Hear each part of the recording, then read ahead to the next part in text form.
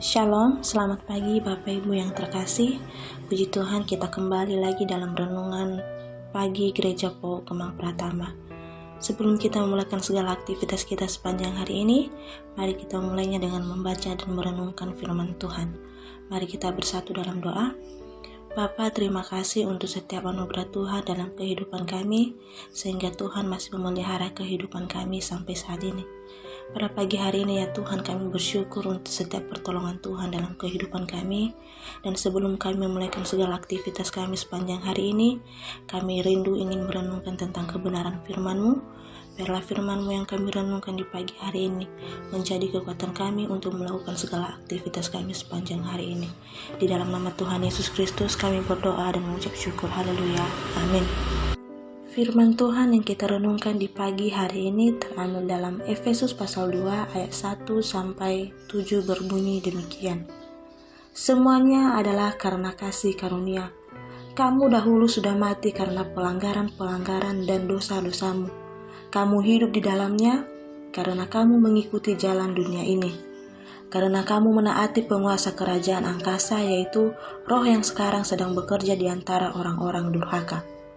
Sebenarnya dahulu kami semua juga terhitung di antara mereka ketika kami hidup di dalam hawa nafsu daging dan menuruti kehendak daging dan pikiran kami yang jahat. Pada dasarnya kami adalah orang-orang yang harus dimurkai sama seperti mereka yang lain. Tetapi Allah yang kaya dengan rahmat oleh karena kasih-Nya yang besar yang melimpahkannya kepada kita telah menghidupkan kita bersama-sama dengan Kristus, sekalipun kita telah mati oleh kesalahan-kesalahan kita, oleh kasih karunia kamu diselamatkan.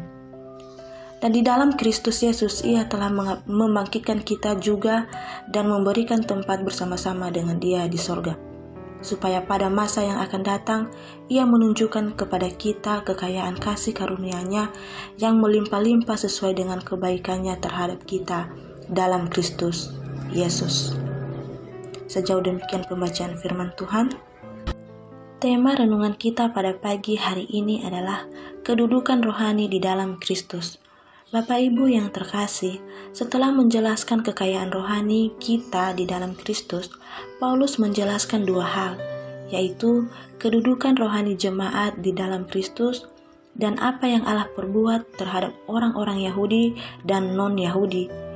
Paulus mengungkapkan apa yang telah diperbuat Allah bagi orang-orang berdosa. Ia memaparkan status dan kondisi hidup jemaat Efesus, bahkan juga dirinya sebelum menerima Kristus. Paulus ingin agar jemaat makin memahami perbedaan tajam antara akibat dosa dan akibat anugerah.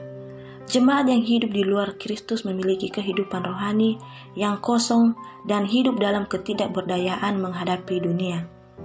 Sebaliknya, jemaat yang hidup di dalam Kristus akan dihidupkan, diperbaharui, dan dibangkitkan untuk hidup dalam kemuliaan kuasa pemerintah dan kedaulatan Kristus.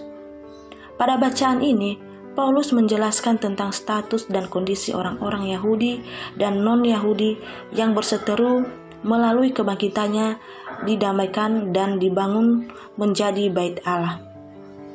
Keajaiban anugerah Allah telah mengeluarkan kita dari hubungan dosa yang dahsyat dan ditempatkan dalam ruang tahta kemuliaan-Nya. Tepat bila dikatakan bahwa orang yang hidup tanpa Kristus sebenarnya mati.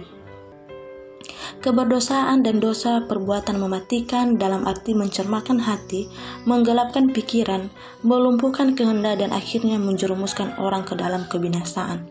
Hidup dapat berubah radikal hanya oleh dan di dalam Kristus. Hanya Dialah yang mampu mengubah seluruh hidup lama kita yang cemar oleh dosa menjadi suatu ciptaan baru berciri kemuliaan ilahi. Bapak Ibu yang terkasih, mari kita renungkan bersama-sama. Allah tidak dapat bekerja di dalam kita tanpa Ia terlebih dahulu bekerja bagi kita dan tanpa kita percaya kepada Anak-Nya. Melalui firman Allah, doa dan penderitaan Allah bekerja dalam kita. Amin. Untuk firman Tuhan, mari kita kembali berdoa. Terima kasih ya Tuhan untuk firman-Mu yang telah kami renungkan di pagi hari ini. Biarlah firman-Mu ini menjadi terang dalam setiap langkah kehidupan kami. Dan ajarkanlah kami ya Tuhan untuk tetap mengandalkan Tuhan dalam kehidupan kami, dan biarlah Roh Tuhan senantiasa bekerja dalam hati dan pikiran kami.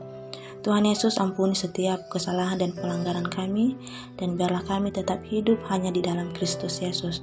Dalam nama Tuhan Yesus Kristus kami berdoa dan mengucap syukur. Haleluya. Amin. Selamat beraktivitas kembali. Tuhan Yesus memberkati.